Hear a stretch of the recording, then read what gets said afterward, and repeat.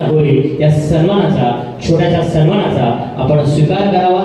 त्यांचे मनापासून मनापर्यंत आभार मानतो. मंत्रशेठ, आपण फार थोड्या काळामध्ये तुमच्या सामान्यांच्या डोळ्यात सोडून आकारे तुमच्यामुळे एक दुसऱ्यांच्यासाठी जीवन साकारले. कारण अर्थसहाय्य मिळत आहे अण्णासाहेब पाटील महामंडळाच्या वतीनं, ज्यांनी आपण बलिदान केलं असे खरं तर आज आपल्याकडे नाही आहे, त्याचं मंत्रिमंडळाने उल्लेख केलेलाच आहे.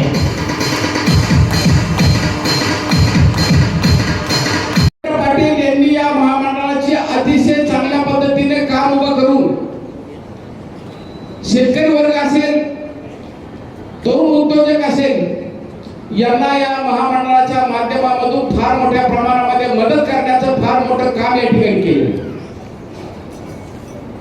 या ठिकाणी चर्चा करत असताना आता जरांगेंपर्यंत जेवढे नेते आहेत त्यांनी प्रयत्न केले, मात्र कुठेतरी आता सध्याच्या राजकारणामध्ये मराठा आरक्षणाचा प्रश्न हा बाजूला पडल्याचं दिसतंय.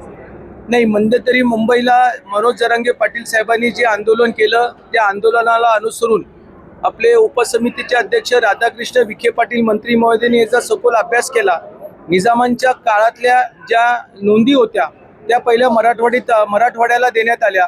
कालांतराने त्या कोल्हापूर असू किंवा सातारा असू याची तपासणी त्या ठिकाणी सुरू आहे. आणि मला विश्वास आहे की आदरणीय देवेंद्र फडणवीस साहेब आणि राधाकृष्ण विखे पाटील हे संबंध दोन्ही मोठे नेते या मराठा समाजाला खूप काही भरीव त्या ठिकाणी देणार आहेत, दिलेलं आहे. जे काय थोडं आरक्षणाचं राहिलेलं आहे ते पण नक्कीच आम्हाला त्या ठिकाणी मिळेल. त्याबद्दल अनेक राजकीय नेत्यांनी संशय व्यक्त केला. हा घातपात असल्याचा संशय देखील स्वतः त्याचे पुत्र रोहित पवारांनी एक पत्रकार परिषद घेऊन व्यक्त केली. आपल्या काय वाटतं आपल्याला नेमकी ही घटना आहे की काय याचा संशय व्यक्त केला? खरं म्हणजे एक फार मोठी दुःख घटना आहे. आदल्या दिवशी आम्ही मुख्यमंत्र्यांच्या चेंबरमध्ये स्वर्गीय अजितदादा पवारांना भेटलो. खूप चांगलं नेतृत्व महाराष्ट्रामध्ये आम्ही पाहायला मिळालं होतं आणि भविष्यामध्ये अजूनही मोठ्या संध्या होत्या. परंतु ही जी सगळे अपघात झालेले आहे याची सखोल चौकशी चालू आहे आणि राज्याचे मुख्यमंत्री म्हणून आणि चौकशी डिपार्टमेंट म्हणून त्या ठिकाणी सखोल सगळी चौकशी या ठिकाणी करतात. रोहित पवारांनी जे काही प्रश्न उपस्थित केलेले आहेत, नक्कीच या चौकशीचा जो शेवटचा अहवाल आल्यानंतर या ठिकाणी योग्य वेळेला ते बोललं जाईल.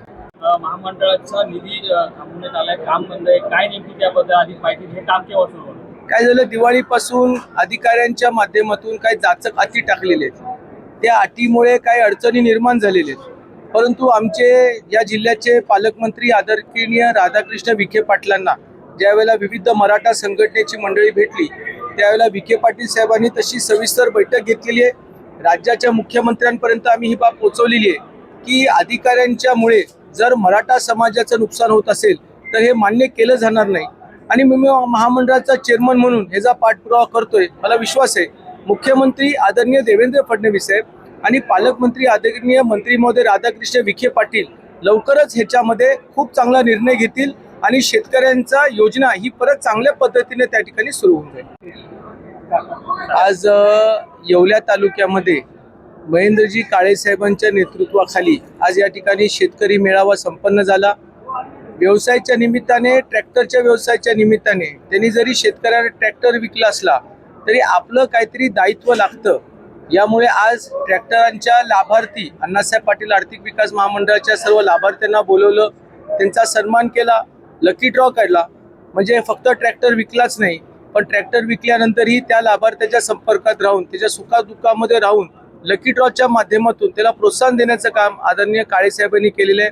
राजकारणामध्ये जिल्हा परिषदची जबाबदारी सांभाळत असताना सामाजिक चळवळीची बांधिलकी त्यांनी खूप चांगली राखलेली आहे आणि म्हणून काळे बंधूंचं मी मनापासून या ठिकाणी खूप खूप अभिनंदन आणि त्यांना मी खूप खूप धन्यवाद देतो.